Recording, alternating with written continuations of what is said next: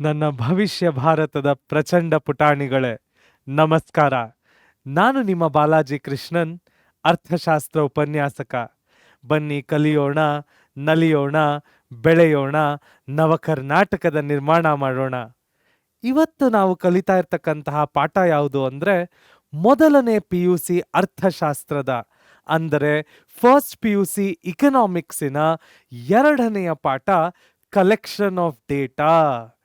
ಏನು collection of data ಅಂದರೆ ಏನೆಲ್ಲ ಈ ಪಾಠದಲ್ಲಿ ಕಲಿಬೇಕಾಗ್ತದೆ ಒಮ್ಮೆ ನೋಡೋಣ, ಮೆಲುಕು ಹಾಕೋಣ ಬನ್ನಿ. ಕಲೆಕ್ಷನ್ ಆಫ್ ಡೇಟಾ ಅನ್ನೋ ಈ ಚಾಪ್ಟರಿನಿಂದ ಫೈನಲ್ ಎಕ್ಸಾಮಿನೇಷನ್ನಿಗೆ 1 ಮಾರ್ಕ್ 2 ಪ್ರಶ್ನೆ ಬರ್ತದೆ. 2 ಮಾರ್ಕ್ ಯಾವುದೇ ಪ್ರಶ್ನೆ ಕೂಡ ಕೇಳೋದಿಲ್ಲ. 4 ಮಾರ್ಕ್ 1 ಪ್ರಶ್ನೆ ಕೇಳ್ತಾನೆ. ನಮ್ಮ ಎಕನಾಮಿಕ್ಸಿನಲ್ಲಿ 6 ಮಾರ್ಕ್ ಪ್ರಶ್ನೆಗಳು ಬರುತ್ತೆ. ಈ ಚಾಪ್ಟರಿನಿಂದ ಯಾವುದೇ ಪ್ರಶ್ನೆ ಕೂಡ ಕೇಳೋದಿಲ್ಲ. ಈ ಚಾಪ್ಟರಿನಲ್ಲಿ ಫೈನಲ್ ಎಕ್ಸಾಮಿನೇಷನ್ನಿಗೆ ನಮಗೆ 6 ಮಾರ್ಕ್ಸ್ ಅಷ್ಟು ಪ್ರಶ್ನೆಗಳು ಬರುತ್ತೆ.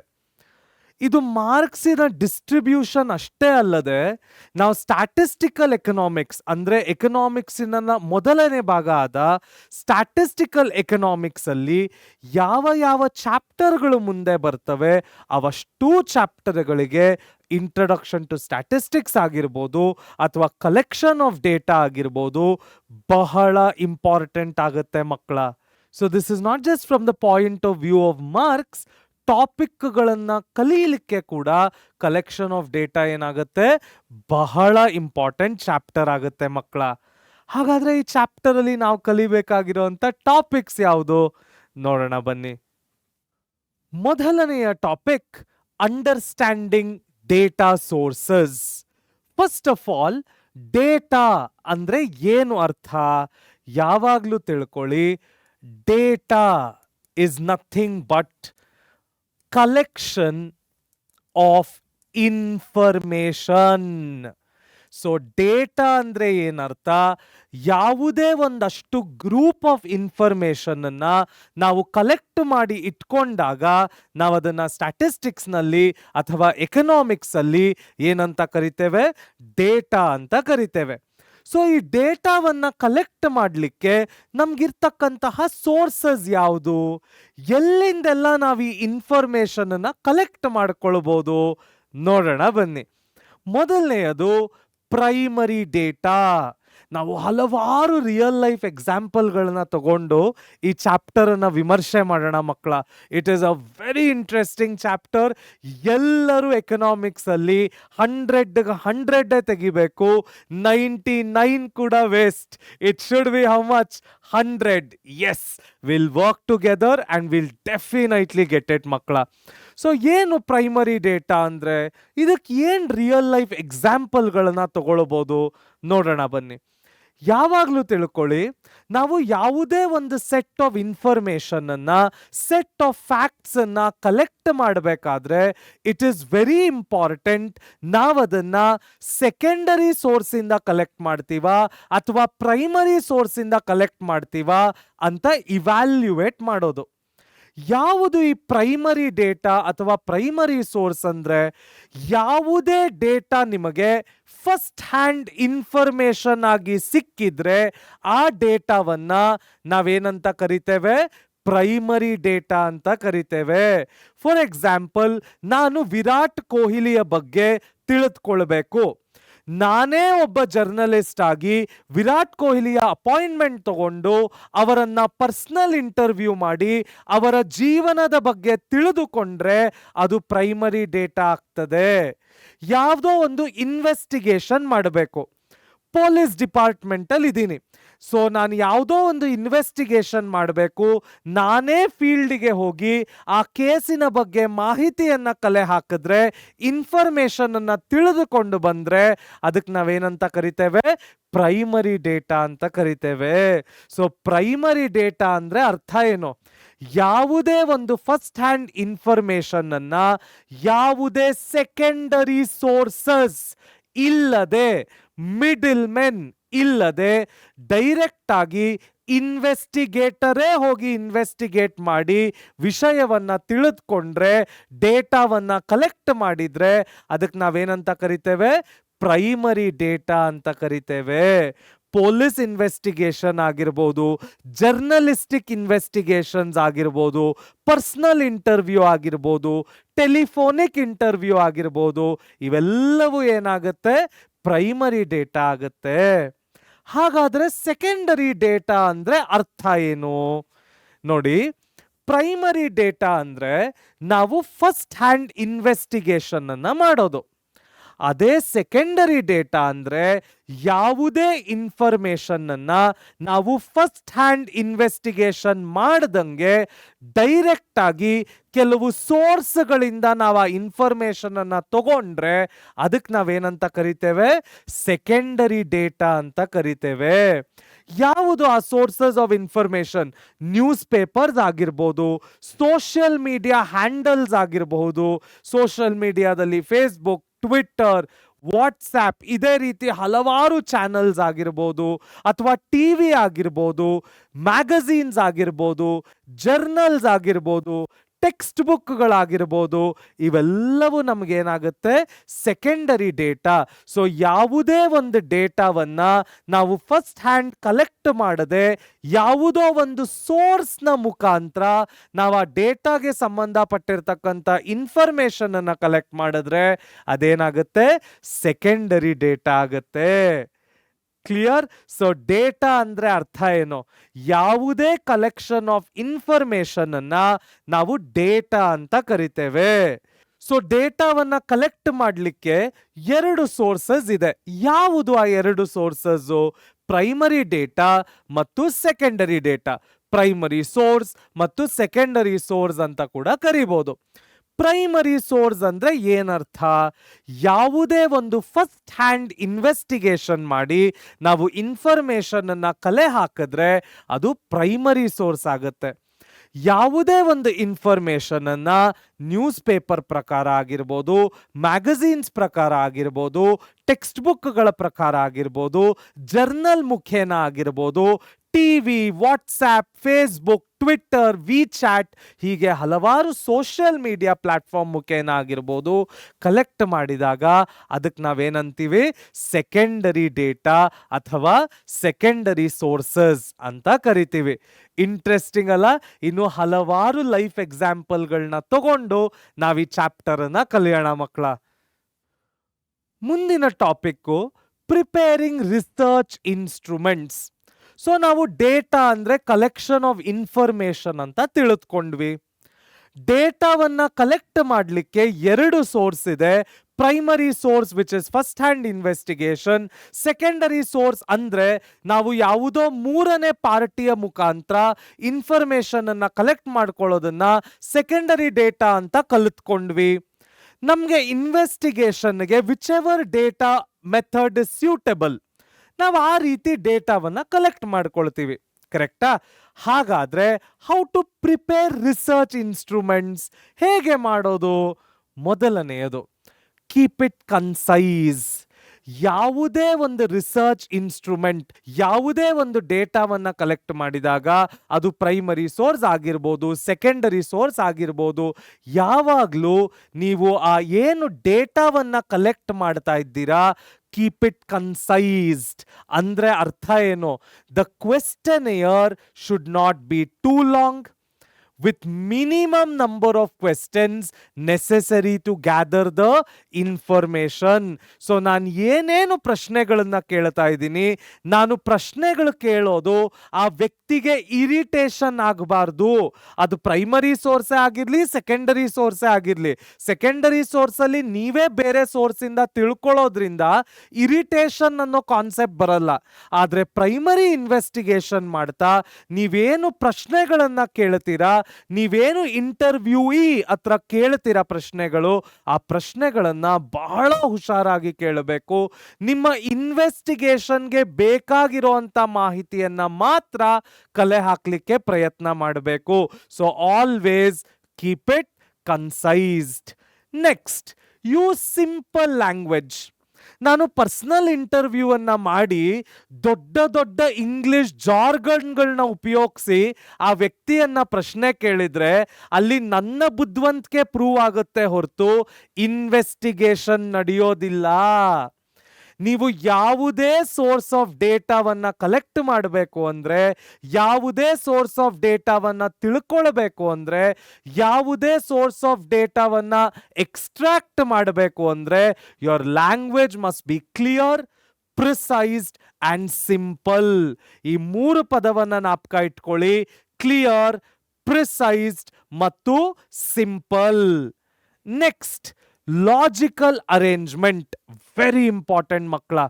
ನೀವು ಯಾವುದೇ ಒಂದು ಪ್ರಶ್ನೆ ಕೇಳಬೇಕಾದ್ರೆ ಎಷ್ಟು ಅದ್ಭುತವಾಗಿ ಆ ವ್ಯಕ್ತಿಯನ್ನ ಪ್ರಶ್ನೆ ಕೇಳಬೇಕು ಅಂದ್ರೆ, you must be capable enough of bringing out any information from him. ಅವನಿಂದ ಯಾವುದೇ ಲೆವೆಲ್ ಮಾಹಿತಿಯನ್ನ ಆಚೆ ತರಲಿಕ್ಕೆ ನೀವು ಕೇಪಬಲ್ ಆಗಿರಬೇಕು. ಆ ರೀತಿ ನೀವು ನಿಮ್ಮ ಇನ್ವೆಸ್ಟಿಗೇಷನ್ಗಳನ್ನ, ಡೇಟಾ ಗ್ಯಾದರಿಂಗ್ ಅನ್ನ ಮಾಡಬೇಕು. ಆ ರೀತಿ ಮಾಡಬೇಕು ಅಂದ್ರೆ ಆ ಕ್ವೆಶ್ಚನ್ಸಿನ ಅರೇಂಜ್ಮೆಂಟು ಎಷ್ಟು ಲಾಜಿಕಲ್ ಆಗಿರಬೇಕು ಅಂದ್ರೆ, ನೀವು ಕೇಳ್ತಾ ಇರ್ತಕ್ಕಂಥ ಪ್ರಶ್ನೆಗಳು ಎಲ್ಲೂ ಎಡವಟ್ಟಾಗಬಾರ್ದು, ಯಾವುದೇ ಹಾದಿ ತಪ್ಪಿಸೋಂಗಿರಬಾರ್ದು, ರಿಪಿಟೇಷನ್ ಅವಾಯ್ಡ್ ಮಾಡಬೇಕು. One after the other, step by step ಆ ಪ್ರಶ್ನೆಗಳನ್ನು ಕೇಳ್ತಾ ಹೋಗಬೇಕು. ಅದಕ್ಕೆ ನಾವೇನಂತ ಕರಿತೇವೆ? ಲಾಜಿಕಲ್ ಅರೇಂಜ್ಮೆಂಟ್ ಅಂತ ಕರಿತೇವೆ. Next, ensure precision. ಏನು ಪ್ರೆಸಿಷನ್ ಅಂದ್ರೆ to the point. So questions must be precise, clear and non-ambiguous to quick, correct and clear responses. ನಾನು ಇವಾಗಲೇ ಹೇಳಿದಂಗೆ ನೀವು ಜ್ಞಾಪಕ ಇಟ್ಕೊಳ್ಬೇಕಾಗಿರೋದು ಕ್ಲಿಯರ್, ಪ್ರಿಸೈಸ್ ಮತ್ತು ಸಿಂಪಲ್. ಯಾವುದೇ ರೀತಿಯ ಡೌಟಿಗೆ ನೀವು ಕೇಳೋ ಅಂತ ಪ್ರಶ್ನೆ ಕಾರಣವಾಗಬಾರ್ದು.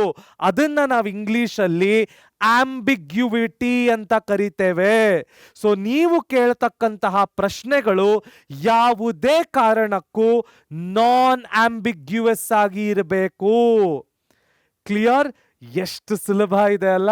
ಬನ್ನಿ ಮುಂದಿನ ಟಾಪಿಕ್ ನೋಡೋಣ. ಹಾಗಾದ್ರೆ ಮುಂದಿನ ಟಾಪಿಕ್ ಏನು? Question design the best practice. ನಾವು ಇನ್ವೆಸ್ಟಿಗೇಷನ್ ಮಾಡಬೇಕಾದ್ರೆ, ಡೇಟಾವನ್ನ ಕಲೆಕ್ಟ್ ಮಾಡಬೇಕಾದ್ರೆ ಯಾವ ರೀತಿ ಕ್ವೆಶ್ಚನ್ಸ್ ಅನ್ನ ಡಿಸೈನ್ ಮಾಡಬೇಕು, ಯಾವ ರೀತಿ ನಾವು ಇನ್ವೆಸ್ಟಿಗೇಟ್ ಮಾಡ್ತಾ ಇರೋ ವ್ಯಕ್ತಿ ಹತ್ರ ಇನ್ಫಾರ್ಮೇಶನ್ ಅನ್ನ ಆಚೆ ತೆಗಿಬೇಕು, ಚೆಕ್ ಮಾಡೋಣ. ಮೊದಲನೆಯದು ಅವಾಯ್ಡ್ ಡಬಲ್ ನೆಗೆಟಿವ್ಸ್. ಏನಿದರ ಅರ್ಥ? Question starting with wouldn't you, don't you should be avoided. They may lead to biased responses.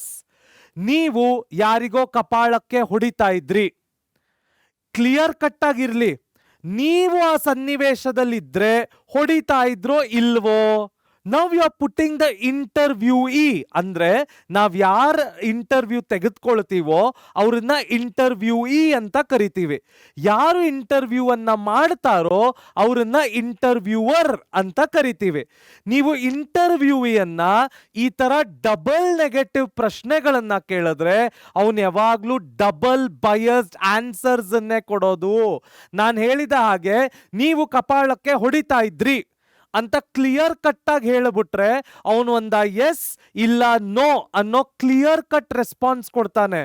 Sir, ನೀವು ಈ ಸಿಚುವೇಶನ್ ಅಲ್ಲಿ ಇದ್ದಾಗ ಕಪಾಳಕ್ಕೆ ಹೊಡಿತಾ ಇದ್ರಿ ಅನ್ಸತ್ತಲ್ವಾ ಅಂತ ನೀವೇ ಅವನಿಗೆ ಕನ್ಫ್ಯೂಷನ್ ಅಲ್ಲಿ ಹಾಕ್ಬಿಟ್ರೆ ಅವನು ಒಂದು ಬಯಸ್ಡ್ ಆನ್ಸರ್ ಅಂದ್ರೆ ವೇರಿಯೇಷನ್ ಇರೋ ಅಂತ ಉತ್ತರವನ್ನೇ ನಿಮಗೆ ಕೊಡೋದು. ಅಲ್ಲಿ ನಿಮ್ಮ ಇನ್ವೆಸ್ಟಿಗೇಷನ್ಗೆ ಏನಾಗುತ್ತೆ? ಎಡವಟ್ಟಾಗುತ್ತೆ. So don't you think smoking should be prohibited? Poor question. Don't you think? ನಾನು ಅವನನ್ನೇ ಒಂದು ಸಿಚುವೇಶನ್ಗೆ ಹಾಕ್ಬಿಡ್ತಾ ಇದ್ದೀನಿ, ಮಾಡ್ಕೂಡ್ದು. What is the better way? Do you think smoking should be prohibited? ಅವನು ಒಂದ ಎಸ್ ಅಂತಾನೆ, ಇಲ್ಲ ಅಂದ್ರೆ ನೋ ಅಂತಾನೆ. Next, prevent leading questions. Question should not give clues about how respondent must answer. ನಾವ್ ಯಾವುದೇ ಪ್ರಶ್ನೆಗಳನ್ನ ಕೇಳಿದ್ರು ಕೂಡ ನಾನು ಮುಂದೆ ಇನ್ನೇನು ಪ್ರಶ್ನೆಯನ್ನ ಕೇಳಬಹುದು ಇವನ್ಗೆ, ಅದರ ಪ್ರಕಾರ ನಾನು ಇವ್ರಿಗೆ ಉತ್ತರ ಕೊಡೋಣ ಅನ್ನೋ ಒಂದು ಕ್ಲೂ ಅವನಿಗೆ ಸಿಗಬಾರ್ದು. ದ ಬೆಸ್ಟ್ ಎಕ್ಸಾಂಪಲ್ ಇಸ್, ಯಾರೋ ನಿಮ್ಮನ್ನ ಕೇಳ್ತಾರೆ ನಿನ್ನ ಸ್ಯಾಲರಿ ಎಷ್ಟು. ನಾನು ಏನ್ ಮಾಡ್ತಾ ಇದ್ದೀನಿ, ನಿನ್ನ ಸ್ಯಾಲರಿ ಎಷ್ಟು, ಇವಾಗ ನಿಮ್ಮ ಮೈಂಡಲ್ಲಿ ಒಂದು ಡೌಟ್ ಬರುತ್ತೆ, ಅಪ್ಪ ನಾನು ಇವನಿಗೆ ನಿಜವಾದ ಸ್ಯಾಲ್ರಿ ಹೇಳಿ ಸ್ಯಾಲ್ರಿ ಜಾಸ್ತಿ ಅನ್ಸಿದ್ರೆ ಇವನ್ ನನಗೆ ನಾಳೆ ಸಾಲ ಕೇಳಬಹುದು. ಸ್ಯಾಲ್ರಿ ನನಗೆ ಬರ್ತಾ ಇರೋದು ಕಡಿಮೆ ಅನ್ಸಿದ್ರೆ ಇವನ್ ನನ್ನ ಬಗ್ಗೆ ಎಲ್ಲರ ಹತ್ರ ಆಡ್ಕೊಂಡು ನಗ್ತಾನೆ. ನಾನು ಇವನ್ಗೆ ಏನೋ ಒಂದು ಡಿಪ್ಲೊಮ್ಯಾಟಿಕ್ ಆನ್ಸರ್ ಕೊಟ್ಬಿಟ್ಟು ಸುಮ್ಮನಾಗೋಗ್ತೀನಿ. ಇದು ಕ್ಯೂ ಲೀಡಿಂಗ್ ಕ್ವೆಶ್ಚನ್ ಅಂತಾರೆ. ನೋಡಿ, ನಾನು ನಿಮಗೆ ಸ್ಯಾಲ್ರಿ ಎಷ್ಟು ಅಂತ ಕೇಳಿದಾಗ ಇವಾಗ ನಿಮ್ಮ ಮನಸ್ಸಲ್ಲಿ ಥಾಟ್ಸ್ ಬರ್ತಾ ಇದೆ. ಅದೇ ನಾನು ನಿನಗೆ 5 ಲಕ್ಷ ಸ್ಯಾಲ್ರಿ ಬರ್ಬೋದಲ್ಲ, 10 ಲಕ್ಷ ಸ್ಯಾಲ್ರಿ ಬರುತ್ತಲ್ಲ ಅಂತ ಒಂದು ಕ್ಲಿಯರ್ ಕಟ್ ಆಗಿ ನನಗೆ ಗೊತ್ತಿಲ್ಲದೆ ಇದ್ರೂ ಒಂದು ನಂಬರ್ ನಿಮ್ಮ ಮುಂದೆ ಹಾಕ್ಬಿಟ್ರೆ ನೀವು ಥಿಂಕ್ ಮಾಡೋದಿಲ್ಲ, ಇಮ್ಮಿಡಿಯೇಟ್ ರೆಸ್ಪಾನ್ಸ್ ಆಚೆ ಬರುತ್ತೆ. ಯಾಕೆಂದ್ರೆ ನನ್ನ ಕ್ವೆಶ್ಚನ್ನು ನಿಮಗೆ ಇನ್ನೇನೋ ಕ್ವೆಶ್ಚನ್ಗೆ ದಾರಿ ಮಾಡಿಕೊಡುತ್ತೆ ಅಂತ ನಿಮಗೆ ಅನ್ಸೋದಿಲ್ಲ. ಸೊ ಯಾವುದೇ ಒಂದು ಇನ್ವೆಸ್ಟಿಗೇಟರ್ ಲೀಡಿಂಗ್ ಕ್ವೆಶ್ಚನ್ಸ್ ಅನ್ನ ಕೇಳೋದನ್ನ ಅವಾಯ್ಡ್ ಮಾಡಬೇಕು. ನಿಮ್ಮ ಕ್ವೆಶ್ಚನ್ ಕ್ಲಿಯರ್ ಕಟ್ ಆಗಿರಬೇಕು. ಈ ಪ್ರಶ್ನೆಯಿಂದ ಇನ್ನೊಂದು ಪ್ರಶ್ನೆ ಇವನ್ ಕೇಳ್ತಾನ ನನ್ನ, ಆ ಪ್ರಶ್ನೆಯಿಂದ ಮತ್ತೊಂದು ಪ್ರಶ್ನೆ ಕೇಳ್ತಾನ ಅಂತ ಅನಿಸ್ಕೂಡ್ದು. ಇದಕ್ಕೇನ್ example, how do you like the flavour of this high quality tea? ಈ ಹೈ ಕ್ವಾಲಿಟಿ ಟೀನ ಫ್ಲೇವರು ಹೇಗಿದೆ ಅನ್ಕೊಳ್ತೀಯಾ ಅಂತ ಕೇಳ್ತಾ ಇದ್ದಾನೆ. ರಾಂಗ್, ಹಂಗ್ ಕೇಳಬಾರ್ದು. ಹೆಂಗ್ ಕೇಳಬೇಕು, how do you like the flavour of this tea? High quality ಅಂತ ನಾನೇ ಹೇಳ್ಬಿಟ್ರೆ ಅವನಿಗೇನಾಗುತ್ತೆ, ಮತ್ತೆ ಕ್ಯೂಗಳು ಬರುತ್ತೆ. ಓ ಇದು ಕಾಸ್ಟ್ಲಿ ಇರ್ಬೋದಾ, ಓ ಇದು ಇಂಪೋರ್ಟೆಡ್ ಟೀನಾ. Simple, how do you like the flavour of this tea? ಅದು ಹೈ ಕ್ವಾಲಿಟಿನೋ ಅಲ್ವೋ ಅಂತ ನೆಕ್ಸ್ಟ್ ಅವನನ್ನ ಪ್ರಶ್ನೆ ಕೇಳಿ ತಿಳ್ಕೊಳ್ಳೋಣ. ಫಸ್ಟೇ ಕ್ಲೂ ಕೊಡೋ ಅಂತ ಅವಶ್ಯಕತೆ ಇಲ್ಲ, ಕೇಳಲೂಬಾರ್ದು. Next, don't indicate alternatives. Question should not suggest possible answers. ನಾನು ಏನು ಕ್ವೆಶ್ಚನ್ಸ್ ಕೇಳ್ತಾ ಇದ್ದೀನಿ ಅದಕ್ಕೆ ಸೂಕ್ತವಾದ ಉತ್ತರ ಅಲ್ಲೇ ಸಿಗೋ ಹಾಗೆ ಇರ್ಕೂಡ್ದು. ನಿಮ್ಗೆ ಇನ್ಫಾರ್ಮೇಶನ್ ಅನ್ನ ಆಚೆ ತೆಗೆಯೋದು ಕಷ್ಟ ಆಗುತ್ತೆ ಮಕ್ಕಳ. ಅವನೇನ್ ಹೇಳ್ತಾನೆ, ಇದಕ್ಕೆ ಪುವರ್ ಕ್ವೆಶ್ಚನ್ ಯಾವುದು? Would you like to do a job after the college or be a housewife? ಅವ್ರು ಹೇಳ್ಬಿಡ್ತಾರೆ, ಇಲ್ಲ ನನಗೆ ಹೌಸ್ ವೈಫ್ ಆಗಿರಕ್ಕೆ ಇಷ್ಟ. ಕ್ಲಿಯರ್ ಕಟ್ ಆನ್ಸರ್ ಬಂದ್ಬಿಡ್ತು. ಅದೇ what would you like to do after the college? ಈಗ ನೀವು ಅವ್ರನ್ನ ಯೋಚನೆ ಮಾಡಿಸ್ತಾ ಇದ್ದೀರಾ. ನಾನು ಕೆಲಸಕ್ಕೆ ಹೋಗಬಹುದಾ, ಹೌಸ್ ವೈಫ್ ಆಗಿದ್ರೆ ಒಳ್ಳೇದಾ, ಏನು ಮಾಡಿದ್ರೆ ನನಗೆ ಲಾಭ ಆಗ್ತದೆ, ಈ ರೀತಿ ಯೋಚನೆ ಮಾಡಲಿಕ್ಕೆ ಶುರು ಮಾಡಿಸ್ತಾ ಇದ್ದೀರಾ. As an investigator you should always allow the interviewee to think about the questions. ಆಮೇಲೆ ಅಷ್ಟೇ ಅವರು ನಮಗೆ ಉತ್ತರವನ್ನ ಕೊಡಬೇಕು. ನೆಕ್ಸ್ಟ್ ಟಾಪಿಕ್ ಏನು ನೋಡೋಣ ಬನ್ನಿ. ಸೊ ಮುಂದಿನ ಟಾಪಿಕ್ ಯಾವುದು? Types of questions in surveys. ಮೊದಲನೆಯದು ಕ್ಲೋಸ್ ಎಂಡೆಡ್ ಕ್ವೆಶ್ಚನ್ಸ್.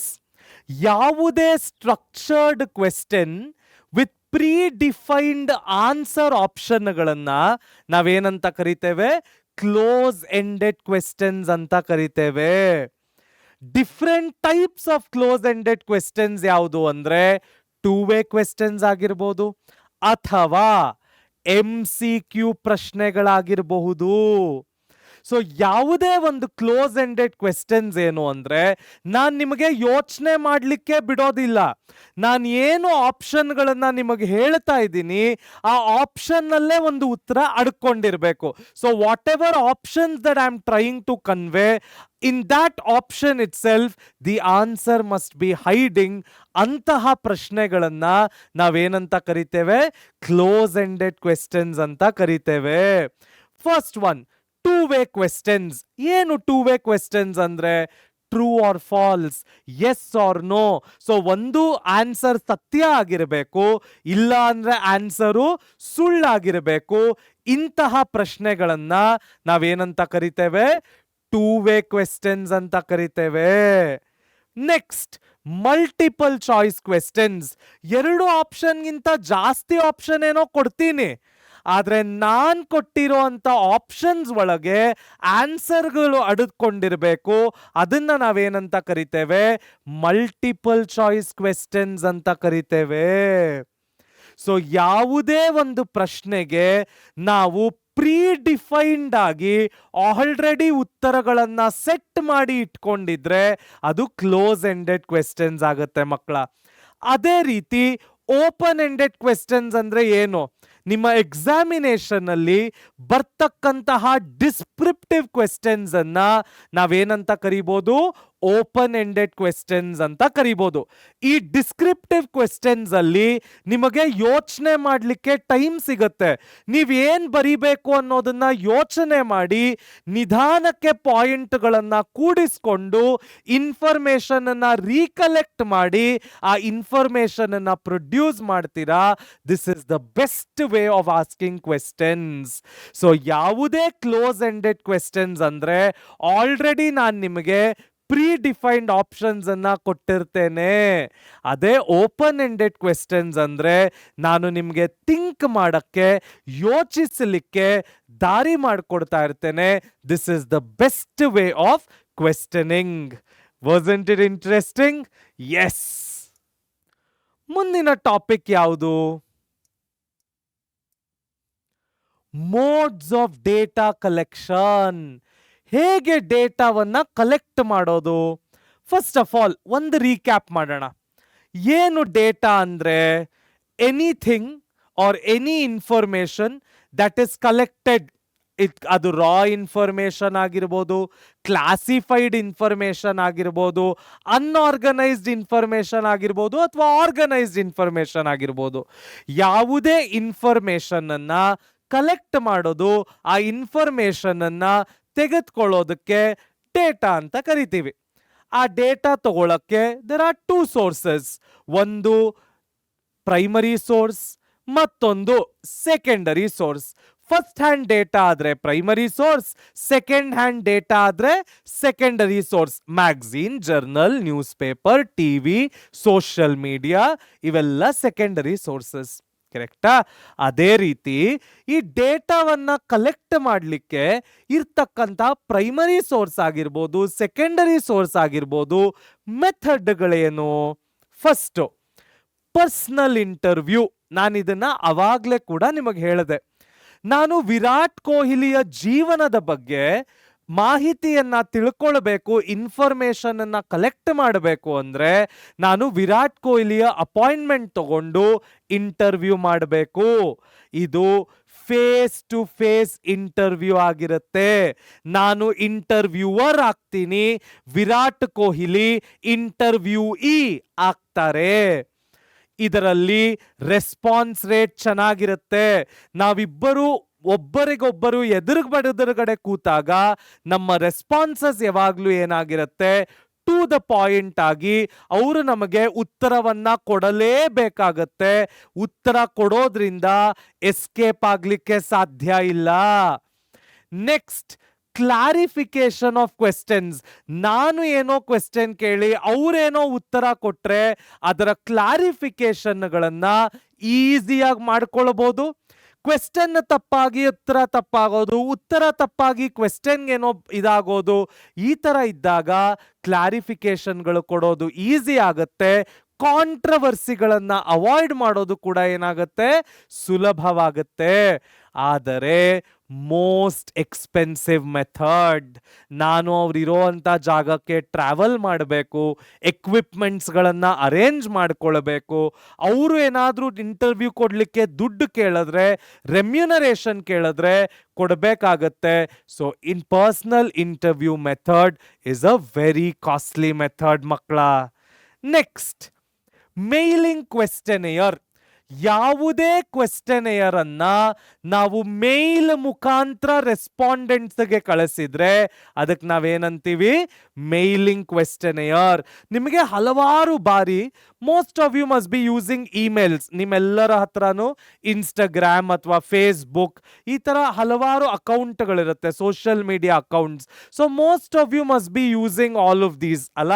ಸೊ ನಿಮ್ಮ ಇಮೇಲ್ ಅಲ್ಲಿ ಯಾವಾಗಾದ್ರೂ ನಿಮಗೆ ಸರ್ವೆಗಳು ಬಂದಿರುತ್ತೆ, please respond to these questions. ಅಥವಾ ಇನ್ನೂ ಉತ್ತಮ ಉದಾಹರಣೆ ಕೊಡಬೇಕು ಅಂದ್ರೆ, ನೀವು ಸಾಮಾನ್ಯವಾಗಿ ಯೂಟ್ಯೂಬ್ ವಿಡಿಯೋಗಳನ್ನೆಲ್ಲ ನೋಡಬೇಕಾದ್ರೆ ಒಂದು ಸರ್ವೆ ಬರುತ್ತೆ, ಸ್ಕಿಪ್ ಸರ್ವೆ ಅಂತ. ಒಂದು 5 ಕ್ವೆಶ್ಚನ್ ನೀವು ಆನ್ಸರ್ ಮಾಡಿದ್ಮೇಲೆ ಆಪ್ಷನ್ ಸಿಗುತ್ತೆ. All of that is nothing but what, mailing questionnaire. ನಿಮ್ಮ ಇಮೇಲ್ಗಳಿಗೆ ಸರ್ವೆಯನ್ನ ಕಳಿಸಿ ಅವರು ನಿಮ್ಮ ಹತ್ರ ಉತ್ತರ ಕೊಡ್ಲಿಕ್ಕೆ ಕೇಳಿದ್ರೆ ಅದಕ್ಕೆ ನಾವೇನಂತ ಕರಿತೇವೆ, mailing questionnaire. It is least expensive, ಯಾಕೆಂದ್ರೆ ಫ್ರೀ. ನಾನು ಕ್ವೆಶ್ಚನ್ಸ್ ಅನ್ನ ಟೈಪ್ ಮಾಡ್ಕೊಳ್ಳೋದು, ಅದಕ್ಕೊಂದು ಶೀಟ್ ಮಾಡೋದು, ಜಸ್ಟ್ ಸಾಫ್ಟ್ ಕಾಪಿಯನ್ನ ಇಮೇಲ್ ಮಾಡೋದು. So it is very little expense, ಅಥವಾ ಲೀಸ್ಟ್ ಎಕ್ಸ್ಪೆನ್ಸಿವ್ ಮೆಥಡ್ ಅನ್ಬೋದು. Reaches remote areas. ನಾನು ಮೈಸೂರಿನ ಯಾವುದೋ ಒಂದು ಹಳ್ಳಿಯಲ್ಲಿರುವಂತ ವ್ಯಕ್ತಿ, ಗುಲ್ಬರ್ಗಾದ ಯಾವುದೋ ಒಂದು ಸಣ್ಣ ಗ್ರಾಮದಲ್ಲಿರುವಂತ ವ್ಯಕ್ತಿ, ರಾಯಚೂರು, ಯಾದಗಿರಿ, ಹೀಗೆ ಹಲವಾರು, ಬಿಜಾಪುರ, ನಮ್ಮ ದಕ್ಷಿಣ ಕನ್ನಡ, ನಮ್ಮ ಮಂಗಳೂರು, ನಮ್ಮ ಉತ್ತರ ಕರ್ನಾಟಕ, ಮಧ್ಯ ಕರ್ನಾಟಕ, ಮೈಸೂರು, ಮಂಡ್ಯ, ಎಲ್ಲಿ ಬೇಕಾದ್ರೂ ನಾನು ರೀಚ್ ಆಗ್ಬೋದು.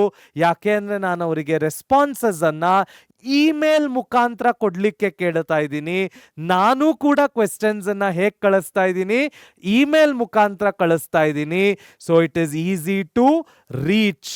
ರಿಮೋಟ್ ಅಂದ್ರೆ ಸ್ಮಾಲ್, ಸಣ್ಣ ಏರಿಯಾ ಅಂತ ಅರ್ಥ. No influence on respondents. So ನಾನು ಕಳಿಸ್ತಾ ಇರ್ತಕ್ಕಂತಹ ವ್ಯಕ್ತಿಗಳು ಯಾರು ಅಂತ ಕೂಡ ನನಗೆ ಗೊತ್ತಿಲ್ಲ, ಅಥವಾ ನಾನು ಯಾರು ಅಂತ ಅವ್ರಿಗೆ ಸಾಮಾನ್ಯವಾಗಿ ಗೊತ್ತಿರೋದಿಲ್ಲ. ಆದ್ರಿಂದ ನಾನು ಅವರನ್ನ ಉತ್ತರ ಕೊಡೋದರ ರೀತಿಯಲ್ಲಿ ಯಾವುದೇ ಇನ್ಫ್ಲೂಯೆನ್ಸ್ ಮಾಡ್ಲಿಕ್ಕಾಗೋದಿಲ್ಲ. ಪರ್ಸನಲ್ ಇಂಟರ್ವ್ಯೂ ಅಲ್ಲಿ ಹಾಗಲ್ಲ. ನಾವು ಎದುರುಗಡೆ ಬದುರುಗಡೆ ಕೂತಿರೋದ್ರಿಂದ ಕ್ಲಿಯರ್ ಕಟ್ ಆಗಿ ಅವರು ನನ್ನ ಎಕ್ಸ್ಪ್ರೆಷನ್ ಅನ್ನ ನೋಡಿಕೊಂಡು ಉತ್ತರಗಳನ್ನ ಚೇಂಜ್ ಮಾಡಬಹುದು. ಅಥವಾ ನಾನು ಅವರು ಪರ್ಸನಲ್ ಆಗಿ ಗೊತ್ತಿದ್ರೆ ನಾನು ಕೇಳೋ ಪ್ರಶ್ನೆಗಳಿಗೆ ಅವರು ಬಯಸ್ಡ್ ಅಂದ್ರೆ ಫೇವರಿಟಿಸಮ್ ಮಾಡ್ತಾ ಉತ್ತರಗಳನ್ನ ಕೊಡಬಹುದು. ಆ ಚಾನ್ಸಸ್ ಮೇಲಿಂಗ್ ಕ್ವೆಶ್ಚನೆಯರ್ ಅಲ್ಲಿ ಇರೋದಿಲ್ಲ. Next one, telephonic interviews. ಇದು ಸಾಮಾನ್ಯವಾಗಿ ಕಾಲ್ ಸೆಂಟರ್ಸ್ ಮತ್ತು ಫೀಡ್ಬ್ಯಾಕ್ ಕಾಲ್ಸ್ ಇದರಲ್ಲೆಲ್ಲ ನಡೆಯುತ್ತೆ. ಏನು ಟೆಲಿಫೋನಿಕ್ ಇಂಟರ್ವ್ಯೂ ಅಂದ್ರೆ, ನಮಗೆ ಬೇಕಾಗಿರ್ತಕ್ಕಂತಹ ಪ್ರಶ್ನೆಗಳಿಗೆ ಉತ್ತರವನ್ನ ಫೋನ್ ಮಾಡಿ, ಫೋನ್ ಮುಖಾಂತರ ತಿಳ್ಕೊಳ್ಳೋದಕ್ಕೆ ನಾವೇನಂತೀವಿ, ಟೆಲಿಫೋನಿಕ್ ಇಂಟರ್ವ್ಯೂ ಅಂತೀವಿ. ಸಾಮಾನ್ಯವಾಗಿ ನಿಮಗೆ ಕಸ್ಟಮರ್ ಫೀಡ್ಬ್ಯಾಕ್ ಕೊಡಿ ಅಂತ ಅಮೆಜಾನ್ ಆಗಿರ್ಬೋದು, ಫ್ಲಿಪ್ಕಾರ್ಟ್ ಆಗಿರ್ಬೋದು, ಮಿಂತ್ರಾ ಆಗಿರ್ಬೋದು, ಆಜಿಯೋ ಆಗಿರ್ಬೋದು, ಮೀಶೋ ಆಗಿರ್ಬೋದು, ಅಥವಾ ಬೇರೆ ಯಾವುದೇ ಪ್ಲಾಟ್ಫಾರ್ಮ್ ಆಗಿರ್ಬೋದು ಫೋನ್ ಮಾಡ್ತಾರೆ. ಕರೆಕ್ಟಾ? ಆ ತರಹದ ಕಸ್ಟಮರ್ ಫೀಡ್ಬ್ಯಾಕ್ ಇಂಟರ್ವ್ಯೂಗಳು ಸಾಮಾನ್ಯವಾಗಿ ಏನಾಗಿರುತ್ತೆ, ಟೆಲಿಫೋನಿಕ್ ಇಂಟರ್ವ್ಯೂ ಆಗಿರುತ್ತೆ. ಕೆಲವೊಮ್ಮೆ ಕೆಲಸಗಳಿಗೆ ಇಂಟರ್ವ್ಯೂಗೆ ಕರೆದಾಗ ಕೂಡ HR ರೌಂಡ್ ಆಗಿರ್ಬೋದು, ಫೌಂಡರ್ಸ್ ರೌಂಡ್ ಆಗಿರ್ಬೋದು, ಈ ತರ ರೌಂಡ್ಗಳನ್ನೆಲ್ಲ ಟೆಲಿಫೋನಿಕ್ ಇಂಟರ್ವ್ಯೂ ಮುಖಾಂತರ ಮುಗಿಸ್ತಾರೆ. ಅದನ್ನು ಕೂಡ ನಾವೇನಂತ ಕರಿತೇವೆ, ಟೆಲಿಫೋನಿಕ್ ಇಂಟರ್ವ್ಯೂ ಅಂತ ಕರಿತೇವೆ. So again it is relatively low cost, shorter time requirement ಮತ್ತು limited by telephone access. Cost low ಆಗಿರುತ್ತೆ. ಇವಾಗೆಲ್ಲ ಟೆಲಿಫೋನ್ಗಳು ಫ್ರೀ ಆಗಿ ಬರ್ತಾ ಇರೋದ್ರಿಂದ ಕಾಸ್ಟ್ ಆಬ್ವಿಯಸ್ಲಿ ಲೋ ಆಗಿರುತ್ತೆ. ಮತ್ತೊಂದು ಶಾರ್ಟರ್ ಟೈಮ್ ರಿಕ್ವೈರ್ಮೆಂಟ್. ನೀವು ಯಾರನ್ನು ಬ್ಲಾಕ್ ಮಾಡಬೇಕಾಗಿಲ್ಲ, ಅವ್ರವ್ರ ಕೆಲಸವನ್ನ ಮಾಡಿಕೊಂಡೇ ನಿಮ್ಮ ಜೊತೆಗೆ ಫೋನಲ್ಲಿ ಮಾತಾಡಬಹುದು. ಮತ್ತೊಂದು ಏನಂದ್ರೆ, ಇದರ ಪ್ರಾಬ್ಲಮ್ ಏನಂದ್ರೆ, ಇಟ್ ಈಸ್ ಲಿಮಿಟೆಡ್. ಯಾರ ಹತ್ರ ಟೆಲಿಫೋನ್ ಇದೆ ಅವ್ರ ಹತ್ರ ಮಾತ್ರ ನೀವು ಕಾನ್ವರ್ಸೇಷನ್ ಮಾಡ್ಲಿಕ್ಕೆ ಸಾಧ್ಯ, ಬೇರೆಯವರ ಹತ್ರ ಕಾನ್ವರ್ಸೇಷನ್ ಮಾಡ್ಲಿಕ್ಕೆ ಸಾಧ್ಯ ಇಲ್ಲ. ಸೊ ನೆಕ್ಸ್ಟ್ ಟಾಪಿಕ್ ಏನು ನೋಡೋಣ ಬನ್ನಿ. Next topic pilot survey. ಏನು ಪೈಲಟ್ ಸರ್ವೆ ಅಂದ್ರೆ ತಿಳ್ಕೊಳ್ಳೋಣ. ನೋಡಿ, ನಾನು ಯಾವುದೇ ಒಂದು ಎಕ್ಸಸೈಸ್ ಮಾಡಲಿ, ಅದು ಯಾವುದೇ ರೀತಿ ಆಗಿರ್ಬೋದು, ಪರ್ಸನಲ್ ಇಂಟರ್ವ್ಯೂ, ಟೆಲಿಫೋನಿಕ್ ಇಂಟರ್ವ್ಯೂ ಅಥವಾ ಮೇಲಿಂಗ್ ಕ್ವೆಶ್ಚನಿಯರ್, ಸೆಕೆಂಡರಿ ಡೇಟಾ ತಗೊಳ್ಳೋದಾಗಿದ್ರೆ ನ್ಯೂಸ್ ಪೇಪರ್ ಹುಡ್ಕೋದು, ಮ್ಯಾಗ್ಝೀನ್ಸ್ ಹುಡ್ಕೋದು, ಸೋಷಿಯಲ್ ಮೀಡಿಯಾ ಸೈಟ್ಸ್ ಆಗಿರ್ಬೋದು, ನಾನು ಯಾವುದೇ ಒಂದು ಎಕ್ಸಸೈಸ್ ಮಾಡಲಿ ಅಥವಾ ಯಾವುದೇ ರೀತಿಯಲ್ಲಿ ಇನ್ಫಾರ್ಮೇಶನ್ ಅನ್ನ ಕಲೆಕ್ಟ್ ಮಾಡಲಿ, it is very important to test ನಾನು ಉಪಯೋಗಿಸ್ತಾ ಇರ್ತಕ್ಕಂತಹ ಮೆಥಡ್ಡು ಕರೆಕ್ಟ್ ಆಗಿದೆಯೋ ಇಲ್ವೋ, ಇದು ಕಾಸ್ಟ್ ಎಫೆಕ್ಟಿವಾ, ಕರೆಕ್ಟ್ ಆಗಿದೆಯಾ, ಇನ್ಫಾರ್ಮೇಶನ್ ಕರೆಕ್ಟ್ ಆಗಿ ಸಿಗುತ್ತಾ, ನನಗೆ ರೆಸ್ಪಾಂಡೆಂಟ್ಸು ಕರೆಕ್ಟ್ ಆಗಿ ಉತ್ತರವನ್ನ ಕೊಡ್ತಾರಾ, ಇದನ್ನ ಟೆಸ್ಟ್ ಮಾಡಿ ನಾನು ಕರೆಕ್ಟ್ ಆಗಿರೋ ಮೆಥಡ್ ಅನ್ನ ಆಪ್ಟ್ ಮಾಡ್ಕೊಳ್ಬಹುದು. ನನಗೆ ಅಷ್ಟು ಕಾಸ್ಟ್ ಉಳಿಯುತ್ತೆ, ಅಷ್ಟು ಟೈಮ್ ಸೇವ್ ಆಗುತ್ತೆ ಮತ್ತು ಅಷ್ಟು ಜನರನ್ನ ಮೀಟ್ ಮಾಡೋದು ತಪ್ಪುತ್ತೆ. ಈ ತರ ನಾವು ಪ್ರೀ ಟೆಸ್ಟಿಂಗ್ ಅನ್ನ ಮಾಡಿ ಮೆಥಡ್ ಕರೆಕ್ಟೋ ಅಲ್ವೋ ಅಂತ ತಿಳ್ಕೊಳ್ಳೋದಕ್ಕೆ ನಾವು ಎಕನಾಮಿಕ್ಸ್ ಅಲ್ಲಿ ಏನಂತ ಕರಿತೀವಿ, ಪೈಲಟ್ ಸರ್ವೆ ಅಂತ ಕರಿತೀವಿ. It's an important question for 2 mark. So pre testing of the questionnaire is called as what? Pilot survey.